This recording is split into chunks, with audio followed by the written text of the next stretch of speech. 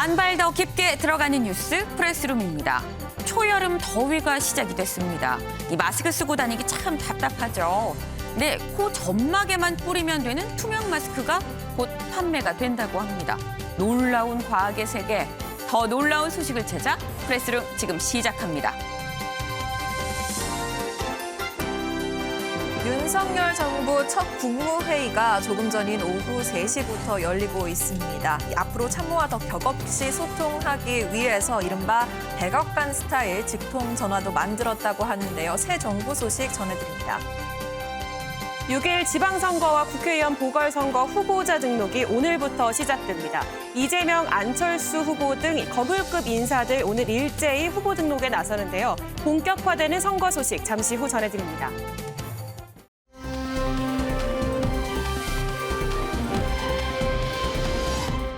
날씨부터 알아보겠습니다.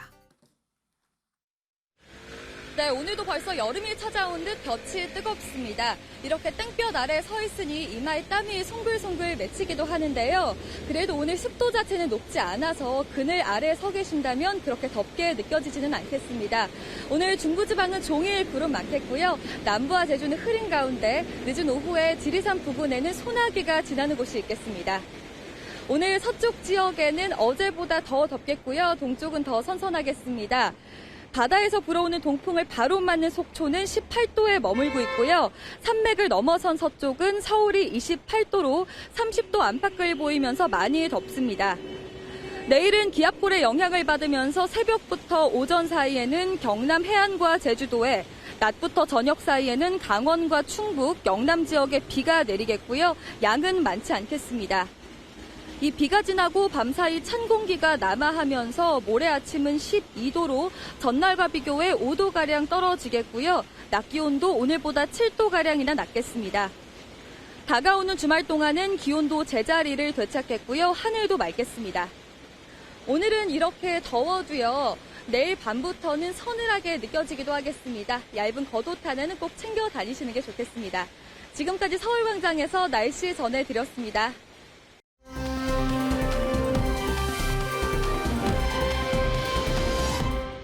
오늘의 첫 번째 코너 프레스룸에 온다입니다. 오늘 저희 프레스룸을 찾아주신 분 바로 민주당의 박홍근 원내대표님 모셨습니다. 안녕하세요. 네, 안녕하세요. 네, 아유, 반갑습니다. 지금 윤석열 정부가 출범을 했습니다. 그러다 보니까 사실 여당 원내대표로 지금 한 2달이 채 안 된 그런 상황에서 지금 야당 원내대표가 되신 상황이거든요. 지금 거대 야당 원내대표 어깨가 무거우실 것 같아요. 이제 아무래도 여당에서 야당으로 네. 바뀌는데 더구나 많은 의석수를 갖고 있는 원내 일당이다 보니까 네. 실제 기대도 높고 또 책무도 큰 상황이죠. 네. 그래서 저는 제가 원내대표 나올 때 말씀드린 것처럼 원칙 있는 협력 그리고 책임 있는 견제 네. 이 두 가지 기조를 가지고 향후 국회를 운영해 나갈 것이고요. 네. 그리고 무엇보다 민생의 문제와 개혁의 문제 이 두 가지의 균형점을 놓치지 않으려고 늘 생각하고 있습니다. 네, 원칙 있는 견제 그리고 협력을 말씀을 좀 해주셨습니다. 사실 대표님이 저희 스튜디오에 들어오시기 전까지 제가 진짜 조마조마했었습니다. 네. 사실 처음에 제가 출연 요청을 드렸었던 게 원내대표 되신 날 바로 저희가 말씀을 드렸었는데 지금 한 50일쯤 됐나요? 어제 오후까지도 사실 출연이 확정이 안 된 그런 상황이었었어요. 근데 그 이유가 한덕수 총리 후보자 인준 표결할 혹시 본회의가 열릴 수도 여야 협의가 계속 이뤄지고 있는 상황이었었잖아요. 근데 오늘 나오셨다는 거는 본회의가 열리지 않았다는 거는 결국은 이 이견으로 헤어진 상황인데 어떤 부분이 의견 차가 있었던 걸까요? 한덕수 국무총리 후보자의 네. 임명 동의안을 국회 본회의 열어서 처리하자는 데에서는 이견이 없습니다. 네. 다만 국민의힘 쪽에서는 가결, 즉 찬성을 전제로 처리해달라 이 요청을 하는 것이고 네네. 저희는 그 문제는 의원총회를 열어서 네. 우리 당의 입장을 최종 정리해야 되는 것이다. 네. 이렇게 말씀을 드리고 있고요. 네. 처리의 시점에 대해서도 저희는 뭐 언제든지 조만간 조속히 열어서 하자 이런 입장이고 오늘 보니까 국민의힘도 의장께 직권 상정이라도 해달라 네. 이런 요청을 했다고 하더라고요. 네. 아마 본인들이 이제 처리에 자신감이 있는 모양입니다. 그래서 저희는 그런 부분에 있어서 네. 어차피 국회에서는 거쳐야 될 당연한 과정이기 때문에 네. 그래도 처리하자는 것이죠. 조속히. 네. 다만 이제 이 말씀을 드리고 싶어요. 그런 이제 이견이 있기는 하지만 네. 처리 절차는 분명 밟아 나가야 되는 것이고 다만 네. 우리 그 민주당 의원들이 갖는 고민은 과거 문재인 정부 때 네. 이낙연 초대 총리 국민의힘이 당시에 보이콧으로 네. 아예 임명 동의안 처리할 때 들어오지도 않았습니다. 네. 그다음 두 번째 총리였던 정세균 네. 후보자에 대해서는 아예 반대 입장을 들어서 당론을 모아가지고 네. 했고요.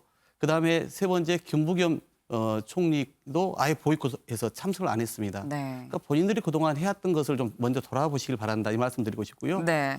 또 하나는 한덕수 국무총리 후보자는 말 그대로 대한민국 공직자의 이제는 중심에 서시기 위해서 나오신 분 아닙니까? 네. 그만큼 모범이 돼야 되고 본보기가 되어야 되는 거잖아요. 네. 근데 이분이 이제 총리를 하시고 나서 또 대형 로펌에 가서 정말 우리 서민들은 상상할 수 없는 고액의 이 돈을 받지 않았습니까? 그러고 나서 다시 또 총리로 나오시는 과정이 네. 반복되고 있어요. 그러니까 본인이 정말 다시 공직으로 올 생각이 있었으면은 이렇게 관리해서는 안 되는 것이죠. 공직자가 무엇을 배우겠습니까?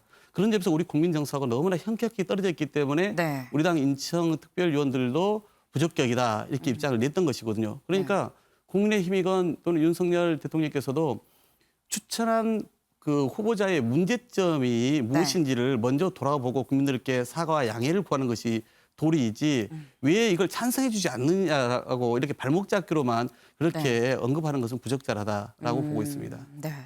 근데 일각에서는 또 이런 생각을 하게 됩니다. 한동훈 이 후보자 낙마건, 이 법무장관 후보자 낙마와 그리고 이 한덕수 총리 후보자의 인준을 해주는, 그러니까 본회의에서 통과를 시켜주는 문제가 이 상호 어떻게 좀 서로 영향을 미칠 수 있는, 소위 말하는 뭐 바터가 될 수 있는 사안은 아닐까라는 얘기도 하거든요. 저희는 시종의 일관 이 문제에 대해서 네.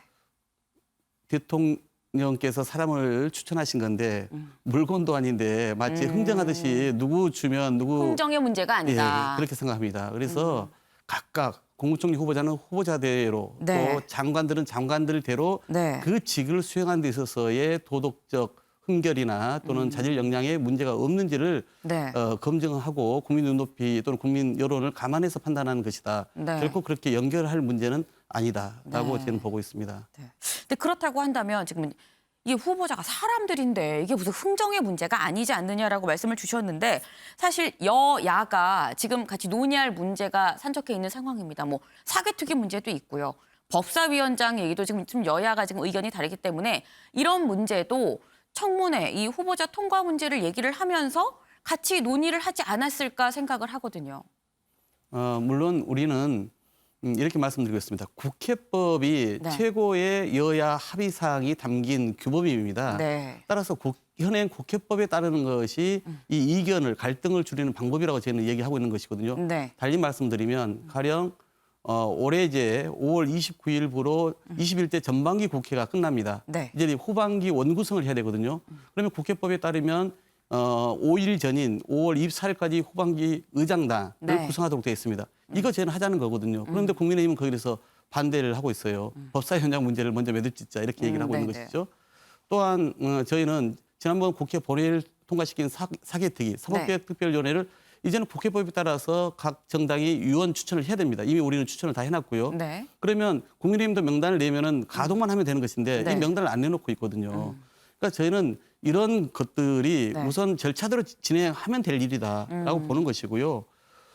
예를 들어 뭐 추경의 문제도 저희는 신속하게 하겠다. 네. 이런 이제 이 민생 문제에 대해서는 흔쾌히 저희도 협조하겠다. 이렇게 얘기를 하고 있어요. 그러니까 네. 이런 당장 국회에서 5월 달에 해야 될 일들은 일들대로 우리는 국회법이라든가 네. 여야가 협력해서 하고 다만 인사청문 문제에 관련해서는 국민 눈높이에 그 현저히 맞지 않는 후보들까지 무조건 새 정부가 출범하니까 다 통과시켜달라라고 네. 억지를 부리는 것은 그건 옳지가 않다. 그 짚을 것은 제대로 짚는 것이 맞다 해서 저희가 현재 인사청문을 한 17명 중에서 네. 저희가 현재 9명을 채택보고서를 합의했습니다. 네, 네. 그런데 경과보고서 채택을 저희가 합의한 게 문제가 없어서 해준 게 아닙니다. 가령 오늘 지금 대통령께서 임명을 강행한 박진 외교부 장관 같은 경우는 네. 딸의 그 연구소 그 특혜 채용의 의혹이 현재 있거든요. 네. 그럼에도 불구하고 저희가 적격과 부적격을 병기해서 채택을 하자. 대신 이 문제에 대해서는 특별감사를 향후에 하면 되지 않겠냐. 그 조건으로 우리가 채택을 해주겠다고 했습니다. 네네. 그런데 오히려 국민의힘에서 그걸 반대한 거거든요. 그러니까 저희는 이런 문제 흠결이 있음에도 불구하고 사안이 좀 상대적으로 적은 분들에 대해서는 네. 그 새 정부가 제대로 이제 출발할 수 있도록 도와줄 것은 도와주겠다는 입장은 분명합니다. 네. 그러나 문제가 너무나 심각한 분들까지 다 덮어두고 갈 수는 없는 거 아니겠습니까? 근데 지금 대표님께서 말씀하신 게 지금 굉장히 많아요. 사개특위, 추경, 후보자 청문회. 근데 이런 모든 게 어제 있었던 그 여야 논의 과정에서 다 이렇게 풀어놓고 얘기가 되고 있는 건지 아니면 지금 현재 여야 논의가 일단은 청문회 장관 후보자들만 갖고 논의를 하시는 건지 일단 만나면은 다 논의를 하시는 거잖아요. 그 각각의 장관에 대해서 제가 이야기하고 있지는 않고요. 그것은 네. 이제 각 상임위에서 인사청문회를 했기 때문에 네. 거기서 이 경과보고서를 채택할 거냐 말 거냐 또 채택하더라도 이걸 부적격으로 할 거냐 아니면 네. 적격과 부적격을 같이 쓸 거냐 이렇게 이제 결정하게 되어 있는 것이고요. 네. 다만 국회 본회의 사안인 한덕수 총리 후보자에 후보자에 대해서는 이제 언제 처리할 거냐 이런 논의는 당연히 하고 있는 것이고요. 네. 나머지 사안들은 지금 일상적으로 늘 원내대표 간에 또는 수시로 수석부대표 간에 하는 소통이다. 협의를 계속 하고 있는 그런 부분들입니다. 네. 그렇다면 제가 아까 그 잠깐 후보자들 말씀을 해주셨는데 민주당의 낙마 1순위는 한동훈입니까? 정호영입니까? 글쎄 뭐 저희는 이제 오늘 제가 아침에도 네. 6명의 장관 후보자에 대해서는 너무나 흠결이 많기 때문에 또 의혹이 해소되고 있지 않기 때문에 부적격 인사다 이렇게 얘기하지 않았습니까? 네.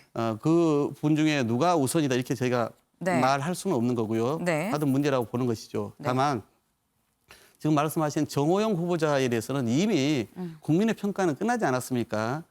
부정 여론이 배 이상 계속 지속되고 있는데 네. 정말 국민의 그런 그 상식 또는 공정을 뛰어넘는 인사를 강행할지 저희는 지켜보고 있습니다. 네. 그리고 우리 그 한동훈 후보와 관련해서 민주당의 그 입장은 네. 명백합니다.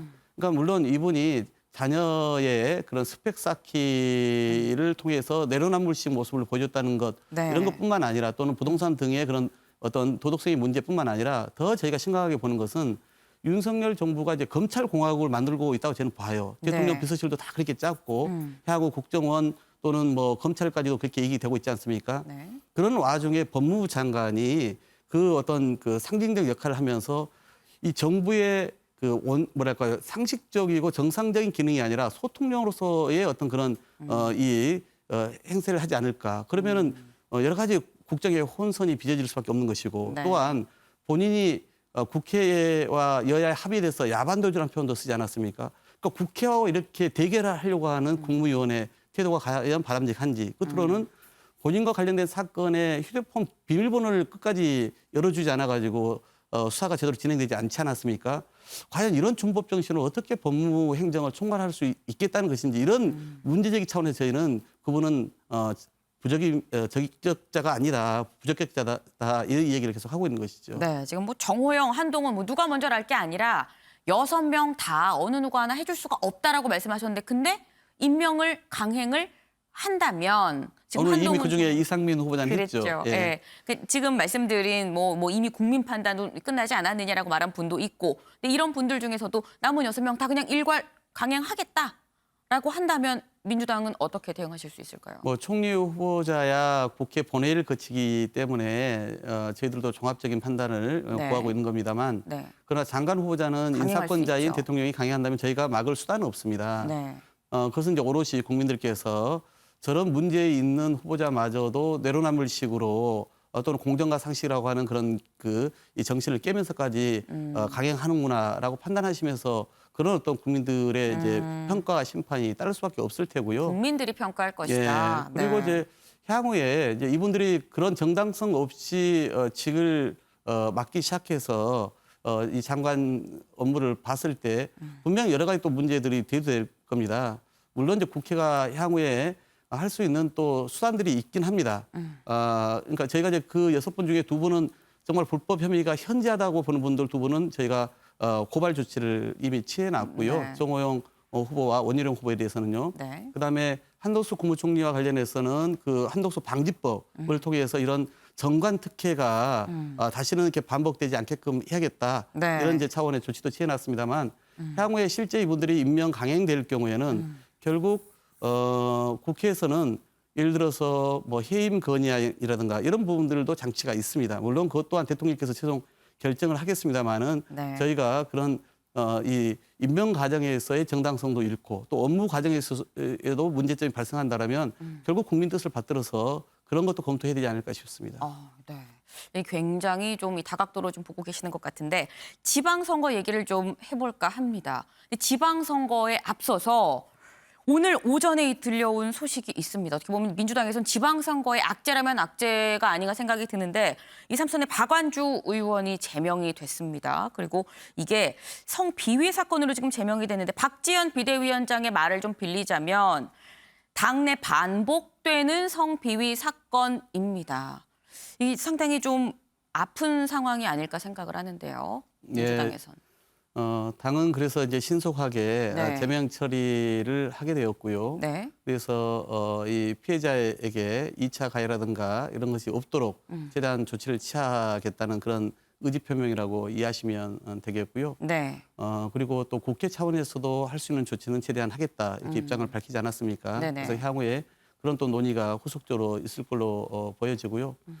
당으로서는 이런 그 사건들이 또다시 발생해서 참으로 국민들께는 송구스럽습니다. 그래서 그런 점에서 저희가 이런 사안들이 더 이상 발생하지 않도록 어떻게 하면 뭐 의원들부터 시작해서 우리 네.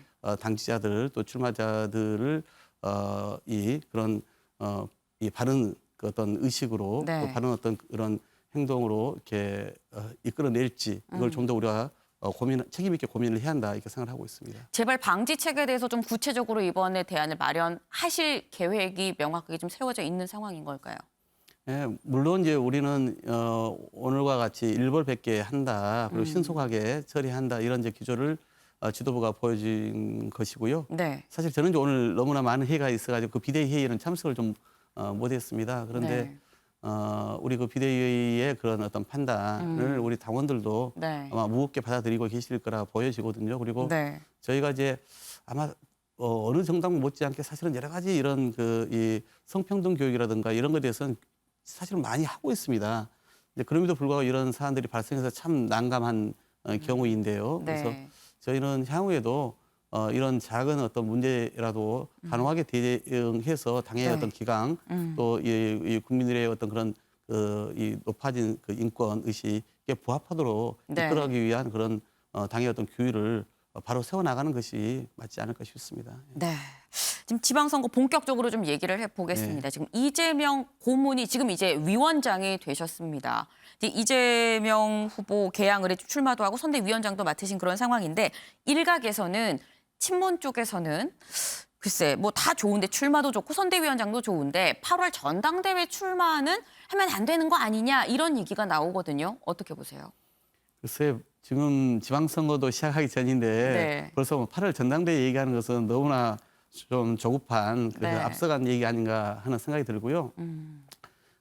이재명 고문께서 사실 뭐 자신을 위해서 이번에 출마를 결심한 건 아니지 않습니까? 사실 대개 대선 패배 이후에 힘든 시기를 보내셨는데 이번 지방선거도 대단히 어려운 환경에서 민주당이 치르고 있다는 것을 알고 계시고 그래서 네. 본인으로서 직접 출마하는 것이 전체 지지자들 결집에 도움이 될 것이다 이런 판단하에 결심을 했기 때문에 우선 거기까지 우리가 그 좀 진정성 있게 평가해주고 실제 그런 성과를 내도록 우리가 좀 독려하고 응원하는 게 중요하겠다 이렇게 판단이 들고요. 네. 향후 이제 전당대회 문제는 지방선거 끝나면 거기에 따라서 또 여러 가지 평가가 나올 수밖에 없지 않겠습니까? 저는 하여튼 이재명 고문께서 늘 하신 얘기가 있어요. 정치는 정치인이 하는 것 같지만 결국은 네. 국민이 하는 것이다.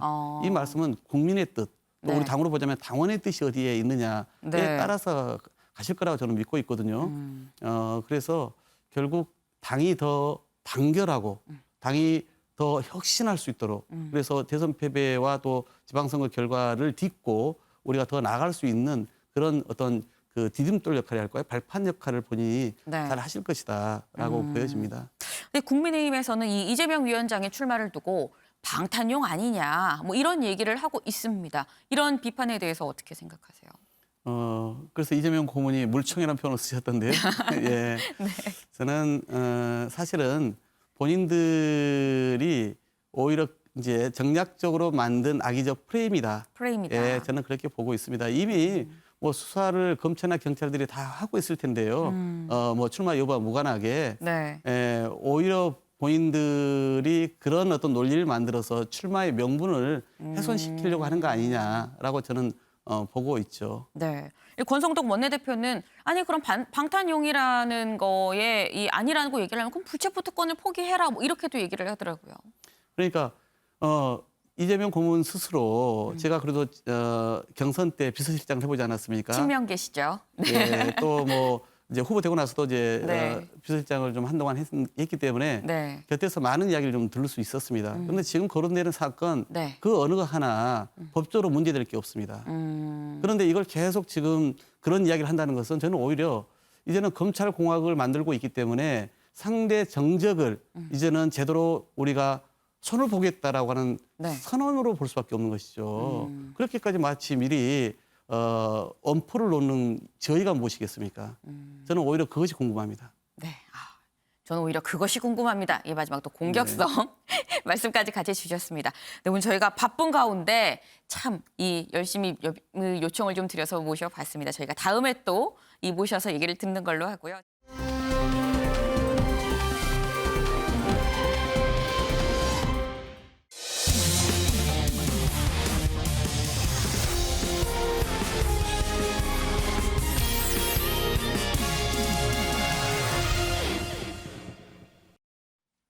네, 즐거운 큐시트 회의 시간이 돌아왔습니다. 네, 오늘의 첫 번째 소식 이수아 기자가 준비했죠? 네, 이번 아이템은요. 윤석열 정부 오늘 첫 국무회의입니다. 조금 전인 오후 3시부터 추경안 의결을 위한 윤 정부 첫 번째 국무회의가 열리고 있습니다. 이 국무회의 내용은 아직까지는 전해지지 않고 있는데요. 네. 이 새 정부 첫 국무회의인 만큼 윤 대통령이 이 자리에서 어떤 발언을 또 처음으로 할지 그 부분에도 관심이 쏠리고 있습니다. 만약 내용이 공유가 된다면 저희가 또 전해드리도록 하겠습니다. 좋습니다. 일단 지금 현재 3시 42분을 조금 넘어가는 시각, 이 지금 첫 임시 국무회의가 열리고 있는 상황입니다. 그런데 궁금한 게 이수아 기자. 이 과연 정족수가 됐을까 하는 생각이 듭니다. 저희가 사실 정정 말씀을 잠깐 좀 드려야 될 부분이 있는 게 어제 저희가 방송을 하면서 이 국무회의 정족수가 의결 정족수가 15명이다 뭐 이런 말씀을 드렸던 바가 있습니다. 그런데 이 국무회의 규정이 헌법에 따르면 뭐 15명 이상 30명 이하라고 해서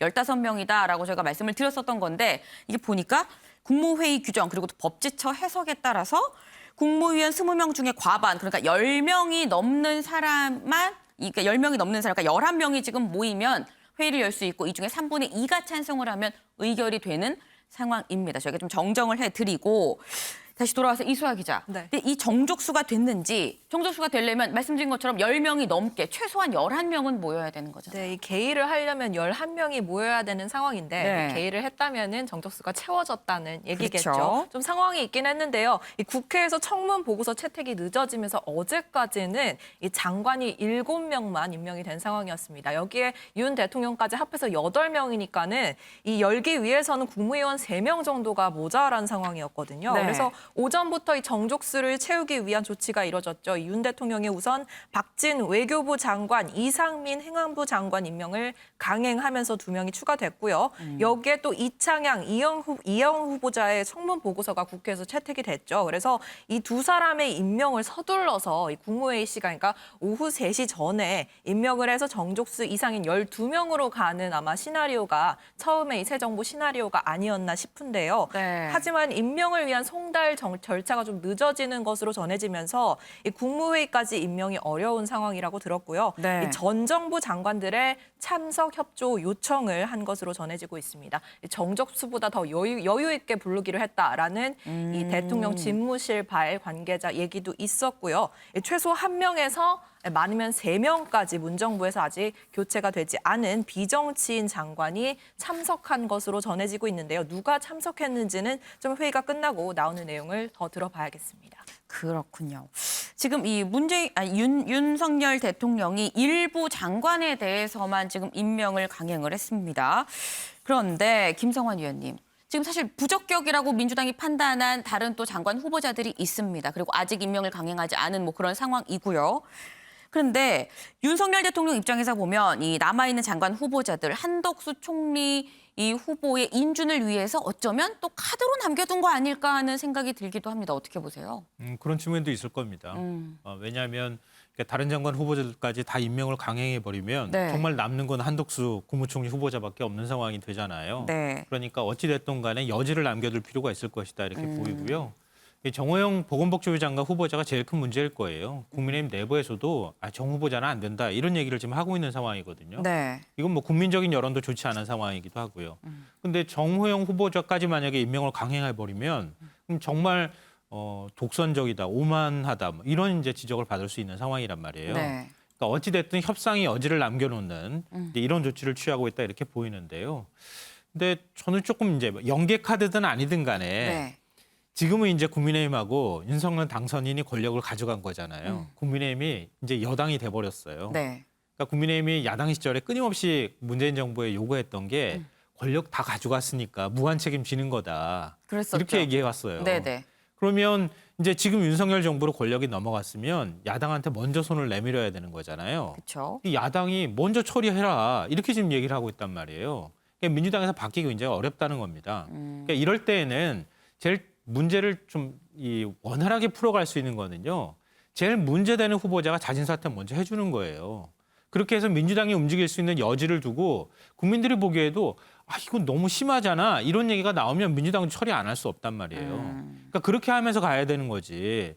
지금 민주당이 먼저 나서서 처리하면 그러면 우리가 해줄게 이렇게 나서는 거는 조금 아닌 것 같다 뭐 이런 생각이 듭니다. 네, 지금 이 상황이 좀 어떻게 보면 좀 꼬여 있는 상황이 아닌가 하는 생각이 들기도 하는데 지금 김부겸 총리가 사실 오늘 국무회의에 참석하지 않을까 생각을 했었는데 이수아 기자. 네. 참석하지 않고 오늘 오전에 그냥 이임식을 했어요. 네, 추경호 부총리가 대신 참석한 모습이었고요. 이 네. 김부겸 전 총리의 임기는 어젯밤 12시를 기점으로 종료가 됐습니다. 이 정부 세 번째 총리로 1년 가까이 직을 수행했고요. 사실 새 정부 총리 공백이 예상이 됐고 그리고 또 윤 대통령이 김 전 총리를 이른바 부겸이 형이라고 부를 만큼 가까운 사이라는 얘기가 들리면서 네. 이 김 전 총리가 잠시 유임을 하면서 윤 정부에서 역할을 맡는 것 아니냐 뭐 이런 얘기가 나오기도 했는데요. 말씀하신 것처럼 오늘 오전 10시 서울청사에서 이임식을 하면서 임기를 끝내는 모습을 보였습니다. 이임사에서 윤 정부를 비판했다라는 분석도 나오고 있거든요. 직접 이 인사 들으시면서 한번 판단해 보시죠. 저는 참으로 부끄럽고 죄송하게 생각합니다. 나와 생각이, 성별이, 세대가, 출신 지역이 다르다고 서로 편을 가르고 적으로 돌리는 이런 공동체에는 국민 모두가 주인인 민주주의, 함께 더불어 살아가는 공화주의가 설 자리가 없지 않겠습니까? 빈부의 격차가 줄어들지 않고 탐욕이 모든 것을 정당화하고 성자가 모든 것을 독식하고 수도권만 잘 살고 경쟁만이 공정으로 인정받는 이런 사회는 결코 행복하지도 지속 가능하지도 않을 것입니다. 다른 것이 아니라 바로 이것이 우리 공동체의 위기라고 저는 생각합니다. 이제 대한민국은 더불어 함께 살아가는 따뜻한 공동체가 되어야 됩니다. 네, 이 어떻게 보면 공동체의 위기다라고 얘기를 하면서 승자가 독식을 한다라고 얘기를 하는 걸 보면 윤 대통령을 좀 겨냥한 것 같기도 하고요. 근데 어젠 새 정부가 일할 수 있게 좀 해줘야 된다 뭐 이런 얘기를 해서 또 민주당을 겨냥한 거 아닌가 했었거든요. 네, 어제 한 행사에 참석을 했습니다. 이 자리에서 네. 발언할 기회가 있었는데 제 후임을 두고 임명을 한다 안 한다 언론에서 얘기가 많은데 새 정부가 출범하는데 일을 할 수 없도록 해서는 안 된다라고 말하는 모습이었습니다. 결국 이 발언이 민주당을 겨냥한 건 아니냐라는 해석이 나온 거고요. 이 총리실 관계자는 대통령 취임식 날 김 전 총리가 7명 장관을 임명 제청한 것을 두고 네. 이 새 정부의 국무 국무회의 성원을 위해서 이 김 전 총리가 협조한 것이라는 의미에서 한 말이다라고 일축하는 모습이었습니다. 해당 행사 자리에서는요, 또 김 전 총리 윤 정부 출범을 축하한다고 말하기도 했고요. 네. 이 앞 정부의 총리가 남아서 다음 정부를 축하하는 모양새가 괜찮지 않다면서 농담도 하는 모습을 보였습니다. 네, 은영미 위원님. 네. 지금 김부겸 전 총리 얘기를 들어보면 이임사에선 좀 쓴소리를 한 것 같기도 하고요. 네. 또 반면에 또 전날엔 새 정부 좀 일하게 해줘야 된다. 또 약을 주는 것 같기도 하고 병 주고 약 주고 이거 어떻게 해석해야 될까요? 새 정부가 일하게 해야 한다도 쓴소리죠. 어떻게 보면 네, 민주당의 쓴소리를 한 거죠. 네네. 그래서 앞서서 한덕수 총리가 인준이 됐으면 좋겠다라는 것을 인터뷰였는지 뭐였는지 하여튼 이렇게 말씀하신 게 보도되기도 했었거든요. 네. 그래서 물론 이제 지금 민주당의 입장은 부적절하다 이런 입장이지만 어쨌든 김부겸 총리 개인적으로는 한덕수 총리 후보자가 인준이 됐으면 좋겠다 이런 입장이고 그 취임식 날 있잖아요. 네. 오부 요인이 이제 윤석열 대통령의 그 취임을 축하하면서 이제 건배하는 자리에 총리가 오부 요인 중에 총리가 들어가 있는데 그 한덕수 총리 후보자가 아직 임명이 안 됐기 때문에 네. 대신 김부겸 총리가 그때 갔었거든요. 참석했죠. 근데 이제 건배사를 하는데 여러분들 많이 보신 분들도 계실 텐데 자꾸 윤석열 정부 얘기를 해야 되는데 문재인 정부 한 두 번 네. 하다가 제가 문재인 정부 총리여서 실수했습니다 하면서 모두 웃었거든요. 근데 그것이 바로 반쪽짜리로 출범하는 그 새 윤석열 정부의 그 단면을 드러내는 것이 아닌가 이런 생각이 드는데 바로 그런 점들에서 빨리 새 정부가 출범하게 해줘야 되는 자기가 이제 어떻게 중간다리 역할 징검다리 역할을 하고 있는데 그런 뜻의 발언을 어저께 한 거 아닌가 싶고 오늘 퇴임식에서는 어떻게 보면 이제 쓴소리를 했죠. 근데 오늘 퇴임식에 총리만 퇴임하는 게 아니고요. 정치 은퇴와도 같은 겁니다. 같이 네. 하는 겁니다. 그러다 보니까 지금 공직자를 비롯해서 정치인 생활을 한 30여 년 하셨거든요. 지금까지 소회도 담겼을 것 같고 아마 그동안 생활하면서 후배나 또는 국민들한테 남겨주고 싶은 고언이었을 거라고 생각하는데 보면 이제 서로 편을 가르고 적으로 돌리는 지금이 공동체의 위기다. 그래서 대화나 타협, 공존과 상생이 절실하다. 이게 이제 오늘 말씀의 쓴소리의 야마였던 것 같아요. 그런데 이게 꼭 민주당을 겨냥한 건 아니고요. 네, 야말하기보다는 좀 하고 싶은 말. 그렇죠. 네네. 제가 이제 기자. 주제. 네. 네. 그런데 이게 민주당만을 겨냥한 게 아니고요. 지금 정치권의 사실은 고질병입니다. 편가르기, 진영 논리에 따른 편가르기, 네. 그다음에 승자 독식, 그다음에 이제 그러다 보니까 탈진실, 어저께 윤석열 대통령은 그걸 반지성주의라고도 얘기했지만 확증 편향, 보고 싶은 것만 보고 싶은 확증 편향, 그리고 탈진실 이런 것들이 고질적인 문제인데 이런 것들을 우리가 타파해야 된다라는 말씀을 마지막으로 퇴임식에서 하신 게 아닌가 이런 생각이 들어요.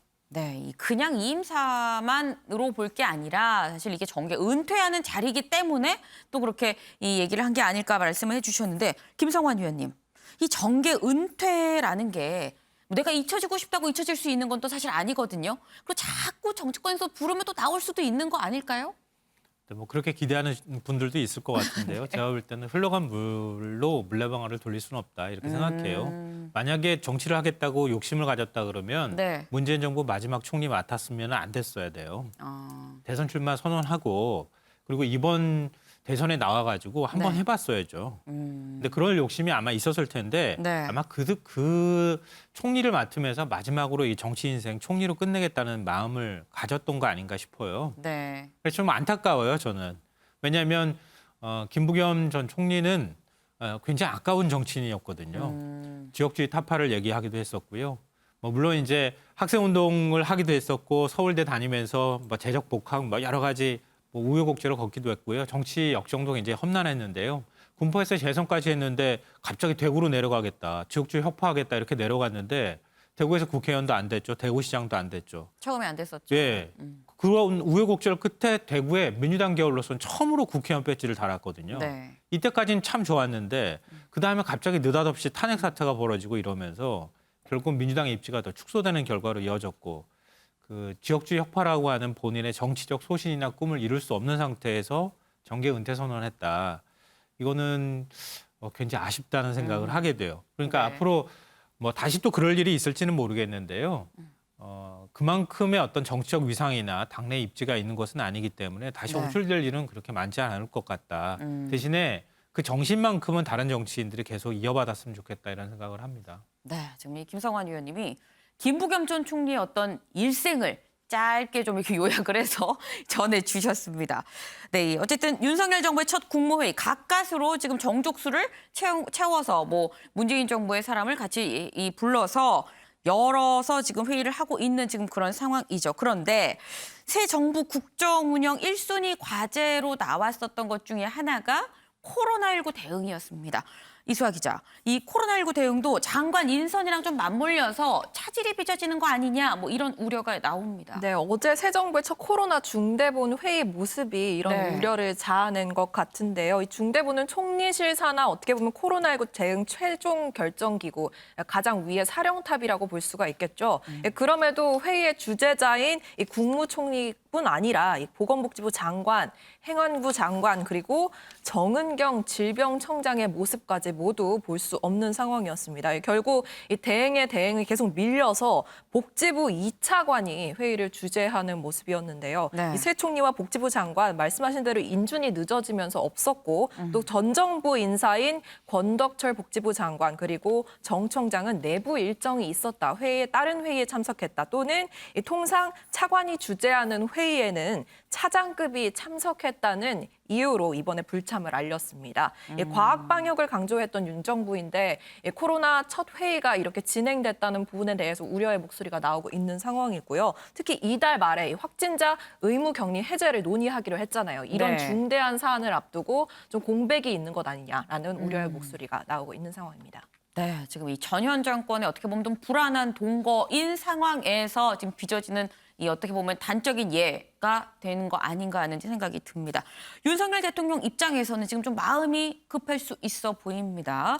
지금 윤석열 정부가 시작은 됐는데 아직 구성은 다 짜이지 않은 지금 그런 상황인 건데 이수아 기자, 그래서인 건지 지금 실용적으로 좀 열심히 일해보자 뭐 이런 메시지를 윤 대통령이 계속해서 반복적으로 좀 내고 있습니다. 네, 대표적으로 좀 대통령 집무실에 한라인 버튼이라는 걸 만들었다고 버튼이요? 합니다. 예, 그러니까 이 유선 전화기에 보면은 이 단축 버튼들 있잖아요. 아, 번호 미리 네. 저장해 놓는 게 있는데 이 버튼마다 이 주요 참모들의 직책을 붙여놨다고 합니다. 그러니까 누르면은 바로 이 참모에게 직통 연결이 가능한 거죠. 어제 수석 비서관 회의에서도 격이 없이 수시로 자신을 방문해 달라면서 참모들과 소통을 강조하는 모습이었는데요. 이 모습 저희가 영상으로 준비했습니다. 같이 하는 회의는 이제 프리스타일로 오늘 하루만 이렇게 풀단에서 좀 찍는 거로 하고 여기 써준 거에는 뭐 첫 번째 수석 비서관 회의를 시작하겠습니다. 무슨 뭐 법정 개정하는 것도 아니고 그야말로 정말 구두 밑창에 달아야 됩니다. 그래야 이게 일이 정상적으로 돌아가는 거지. 그렇지 않고 사무실에 앉아갖고 자기 집무실에 가만히 앉아 있으면 일이 정상적으로 돌아가진 않습니다. 우리 방에도 뭐 격이 없이 좀 수시로 와주시고. 네, 이른바 용화대로 불리고 있죠. 이 용산 집무실 배치도 보면은 이런 기조를 좀 반영한 것으로 보이는데요. 이른바 백악관 스타일. 그러니까 이 대통령실이 있는 5층에 이 수석 비서관 5명의 실이 모두 같이 나란히 있는 모습을 보이고 있습니다. 효율적인 소통을 위해서라고 하네요. 그렇군요. 지금 윤석열 대통령 뭐 한라인 버튼도 만들고요. 뭐 어제는 뭐 프리스타일로 뭐 회의하자 뭐 이렇게 얘기를 하기도 하고 지금 좀 열심히 해보자라고 얘기를 하고 있습니다만 대통령 비서실 인선을 놓고 지금 계속 좀 말이 나오고 있는 그런 상황입니다. 이수아 기자, 어제 우리가 뭐 전달해드리긴 했어요. 시청자분들한테. 이 김성회 종교 다문화 비서관 또 다른 논란이 되는 글이 나왔습니다. 네, 또 과거 위안부 피해자 비하 발언인데요. 네. 이 지난해 램지어 하버드 교수 기억하실지 모르겠습니다. 여기서 이제 위안부를 자발적 매춘부로 규정을 했던 논문이 나와서 참 논란이 됐었는데 네. 이 논란을 두고 김 비서관이 자신의 SNS에 올린 글이 한 번 더 화제가 되고 있습니다. 이 글 내용을 그대로 좀 읽어드리면 조선시대 절반 여성이 성노리개였다. 국뽕에 취해서 다른 나라에 삿대질하기 전에 우리 역사의 꼬라지를 제대로 알고 분노하자라는 글 내용을 방금 전에 읽어드렸습니다. 여기에 네. 대해서 이제 김 비서관이 또 오늘 해명 글을 하나 더 올렸는데요. 네. 이 내용을 보시면은 그때는 여성 인구의 절반이 조선시대에 언제든 주인인 양반들의 성적 쾌락의 대상이었다라고 말을 하면서 갈릴레이가 목숨이 두려워서 거짓을 진실이라고 말하면서 그래도 지구는 돈다라고 말한 듯 불편한 진실 진실을 얼굴을 붉히면서라도 대할 수 있는 용기가 있을 때 함께 번영할 수 있다고 믿는다라면서 자신의 발언에 대해서 문제가 없는 건 아니냐라는 취지로 말하는 모습이었습니다.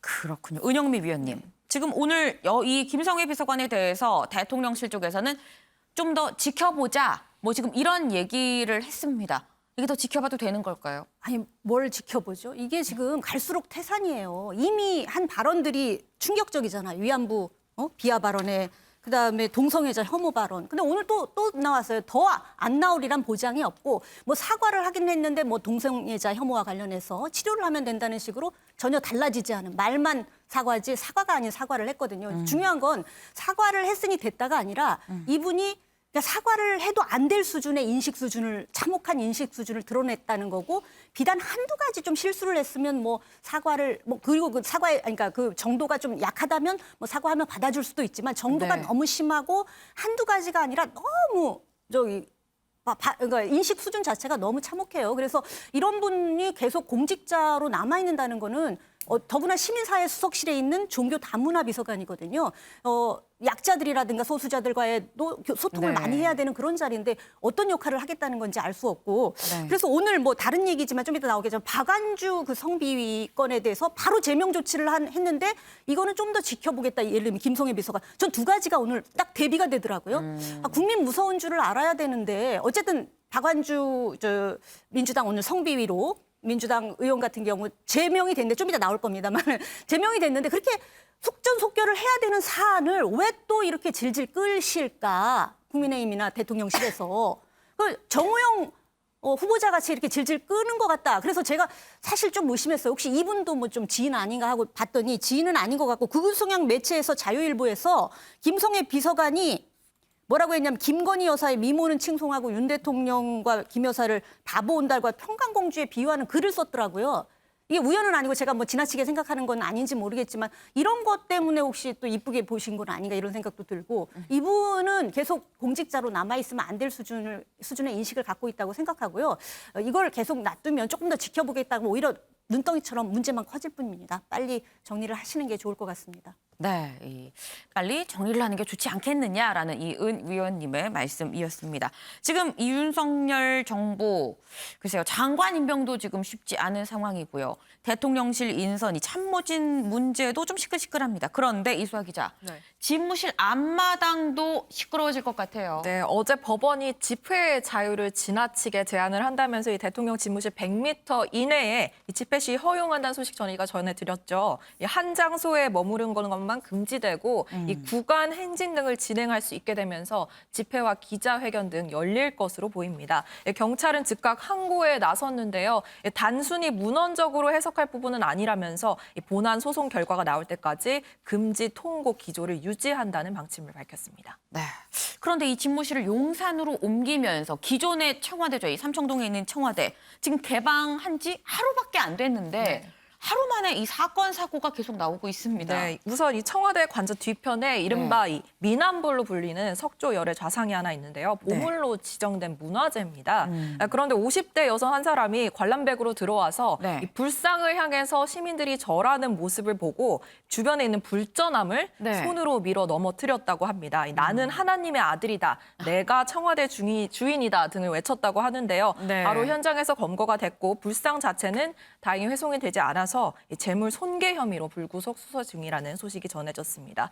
그리고 이 청와대 개방 행사를 놓고도 말이 나왔는데요. 이 개방 행사 때 기억하시는지 모르겠지만 당시 국민 대표단들이 네. 손에 매화꽃을 들고 등장을 했습니다. 그랬었나요? 예, 이 영상을 보시면 느낌이 오실 텐데 이를 두고 이 난데없는 무속 논란이 좀 제기가 됐습니다. 네. 일부 누리꾼들이 이 중국 신화나 한국 민속 사전 등을 보면 네. 이 복숭아 나무를 들고 귀신 쫓는 의식에 쓰였다는 내용이 나온다. 그래서 네. 이런 의식을 지금 행한 것 아니냐라는 의혹을 제기한 거죠. 네. 이 문화재청은 매화나무 가지다. 그리고 꽃이 가장 먼저 피어서 일찍 봄을 알린다는 점에서 매화 가지를 흔든 것이다라고 해명했습니다. 네, 이 옛 무속에 뭐 복숭아 나무를 흔들어서 귀신을 쫓는다는 걸 아는 사람이 몇 명이나 될까 하는 생각이 들기도 합니다.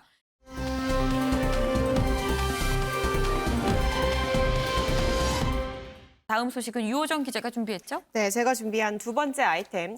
개항이 호구냐, 시민 항의에 정치 고수 이재명의 반응은입니다.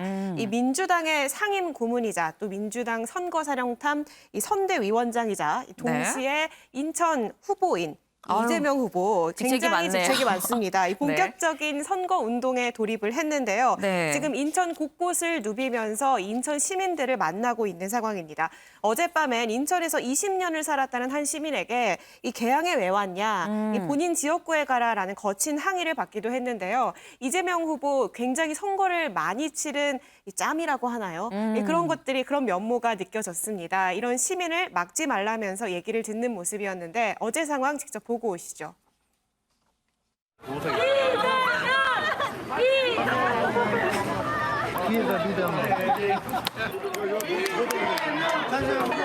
연마! 태양이 오구냐? 연마! 태양이 오구냐? 저런 사람이 왜 겨워왔어? 놔두세요. 아니 막지 마세요. 하고 싶은 얘기 하면 여기 왜 왔어? 오늘은 자유잖아요. 이리 와보세요. 막지 말고. 하실 말씀하세요. 아니 태양이 오구냐고. 여기 왜 왔어? 분당에 가. 분당에 가서 싸워. 여기 쪽팔려. 여기 오늘 자체가. 나 여기 20년 살았어. 이 고향. 이 지역으로 가라고.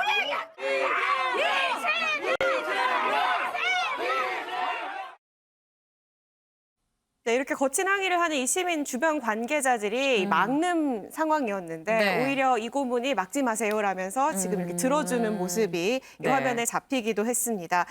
이 고문 지금 6일 지방선거 그리고 국회의원 보궐선거 후보자 등록이 이틀간 진행이 되고 이 마찬가지로 지금 대선 후보급 주자들이 연이어서 등록을 하고 있는 상황인데요. 네. 일단 이 고문이 가장 많이 받고 있는 지적이 지역 연고에 대한 지적입니다. 여기에 네. 대해서 본인이 적극적으로 대응에 나서고 있는데 앞서 인천 비하 논란에 대해서 해명을 하면서 이부망천 언급을 잊었냐. 이 얘기가 서울 살다 이혼하면 부천 가고 망하면 인천 간다는 뜻인 이 발언을 한 게 국민의힘 소속 아니었냐라면서 역공을 펼치기도 했고요. 또 어제 국회에서는 방탄용 출마라는 비판에 직접 대응을 하기도 했습니다. 이재명 후보 얘기 직접 듣고 오시죠. 자꾸 방탄하는데 여러분들은 물도 안 든 물총 두렵습니까? 자꾸 빈총으로 사람을 위협해 놓고는 그 총 피하려고 그런다는 소리 하는 사람들이 있던데 잘못한 게 없으면 아무런 걱정을 할 일이 없다. 무슨 얘기로 인천 시민을 정말로 폄훼한 그 사람들이 바로 국민의힘 아닙니까? 저는 재선을 하고 이제 인천에 유종복 시장이 됐을 때 우리 인천의 언론인 여러분들 기억하실 겁니다. 이재명 인천시장으로 이런 농담 같은 정말 그런 얘기들이 많았죠. 그래서 성남시를 버리고 내가 어딜 가겠냐 그래서 싫다, 싫어요 이렇게 시장으로 오는 걸 싫다고 하는데 인천을 싫다고 한 게 아닙니다. 근데 이준석 대표가 그러셨죠? 그거 가지고 인천 폄하로 시작하느냐. 본인들이 인천 폄하를 했기 때문에 그게 그렇게 보일 수도 있고. 네, 이재명 후보 위원장 지금 이 어제 오늘 계속해서 지금 인천을 돌아다니면서 선거 운동을 하고 있는 상황입니다.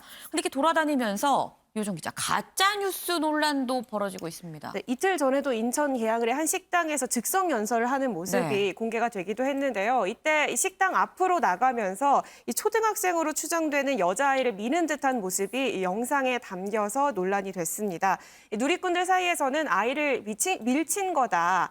아니다. 오히려 아이를 보호하기 위해서 이렇게 잡아준 거다라는 반박이 갑론을박이 온라인상에서 퍼졌는데요. 이렇게 갑론을박이 이어지자 이 논란이 정치권으로도 옮겨왔습니다. 네. 민주당의 인천시당은 아이가 다치지 않도록 옆으로 이동시키는 모습이었다. 어떤 정치인이 촬영되는 걸 알고 있는데 연설 몇 마디 하겠냐고 아이를 밀겠느냐라고 자료를 냈고요. 네. 이 국민의힘은 궁색한 변명으로 넘어가기 어려운 습관성 밀치기라며 이 과거 이 고문의 영상들을 거론하기도 했습니다. 이 김기현 의원은 아이 안전 운운하며 변명으로 일관하는 모습이 참 치졸하다라고 비판을 하기도 했습니다. 네, 지금 이재명 후보가 지금 계속 선거 운동을 다니면서 영상을 찍어서 이 뭐 유튜브로 이렇게 올리기도 하고 있는데 뭐 요즘 유튜브 시대니까 뭐 다 요즘 영상을 이제 시대 흐름에 맞게 유튜브로 올리는 거겠죠.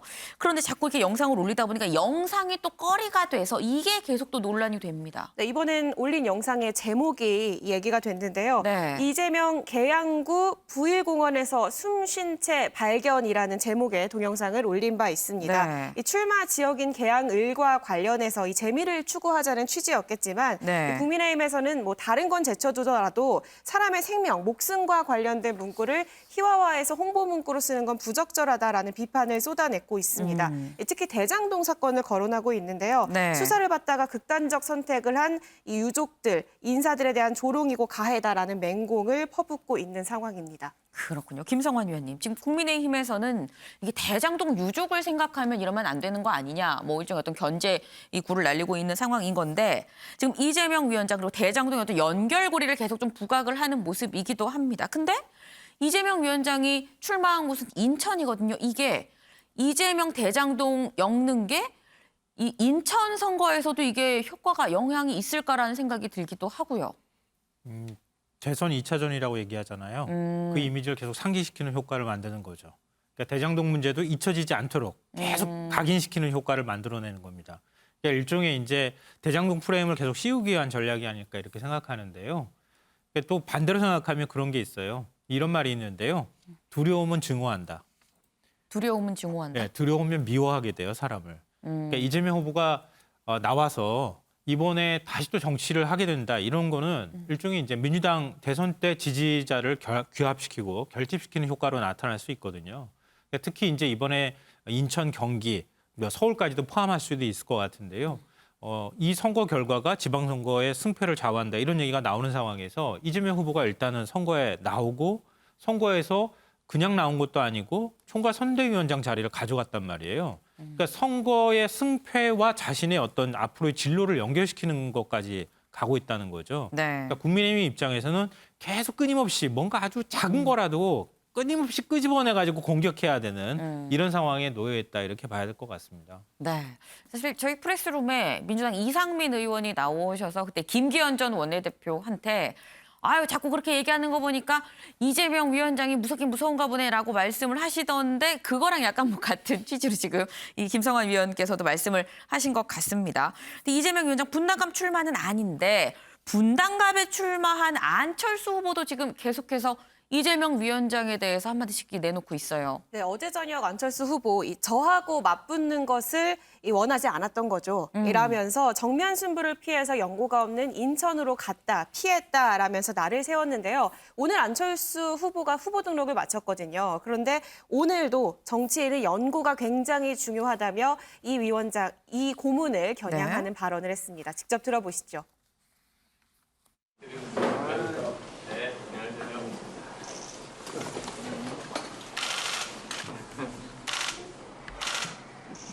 정치인에 있어서 연구가 굉장히 중요합니다. 그 이유는 그곳 곳곳을 알고 어떤 문제들이 있는지를 잘 파악을 하고 또 그 의지와 애정이 있어야지 그 문제를 해결할 수 있는 것 아니겠습니까? 그래서 정치인은 연구가 있는 곳에 출마하는 것이 그것이 도리입니다.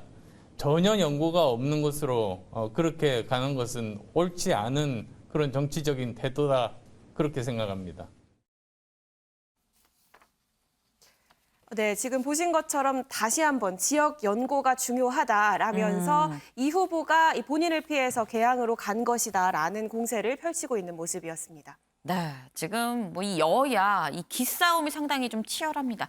근데 이 기싸움의 여파라고 좀 봐야 되는 건지 이호정 기자, 이 민주당의 윤호중 비대위원장이 사진 한 장에 지금 문매를 맞고 있습니다. 네, 어떤 사진이냐 하면 그제 대통령 취임식 이후에 만찬에서 공개된 사진인데요. 어떤 사진인지 함께 보시면요.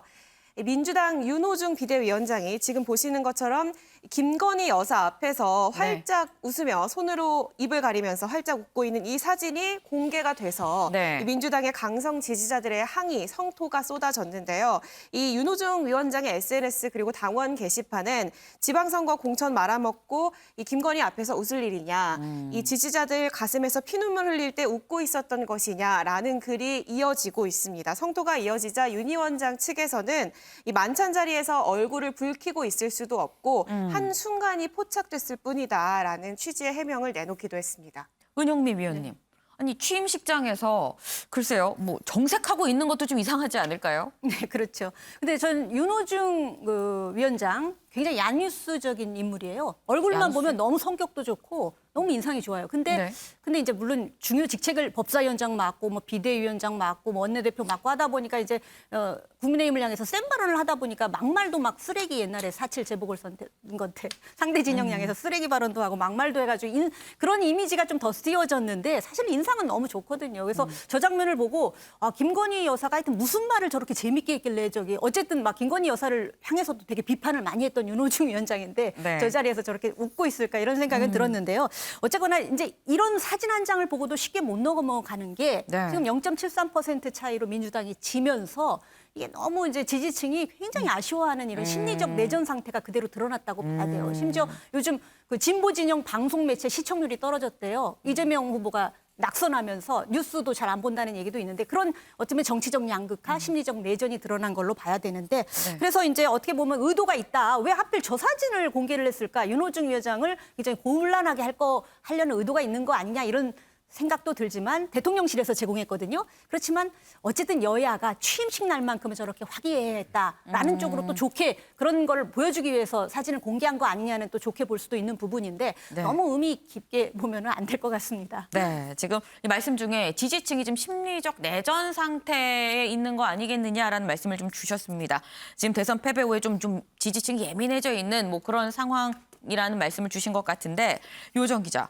여기에 오늘 박완주 의원이 성비위 이 사건으로 인해서 제명이 됐어요, 민주당에서. 네, 맞습니다. 민주당이 오늘 오전 긴급 비공개 회의를 열고 이 제명을 결정했고 이 사실을 밝혔는데요. 사유는 성비위였습니다. 신현영 대변인은 당내 성비위 사건이 발생해서 당 차원에서 처리한 것이다 라면서 2차 가해 방지 그리고 피해자 보호를 위해서 상세한 내용은 밝히지 않겠다라고 설명을 했습니다.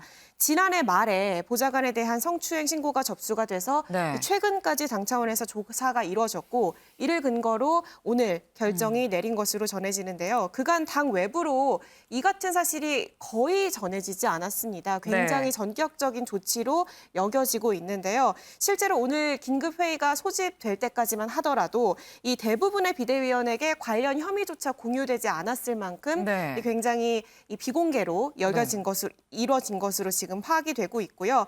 이 박 의원이 지난 2017년 대선에서 안희정 전 충남지사를 지지했던 옛 안희정계로 분류가 되고 또 충남 천안 을에서만 내리 3선을 지낸 중진급 인사, 3선의 중진 인사고요. 네. 게다가 이번에 이 주요 당직 중 하나인 당 정책위의장을 역임한 바 있습니다. 네. 이렇게 중량급 인사를 이 제명한 전격적인 조치를 내린 것에는 이 선거를 위한 이 포석 아니냐라는 해석도 나오고 있는 상황입니다. 네.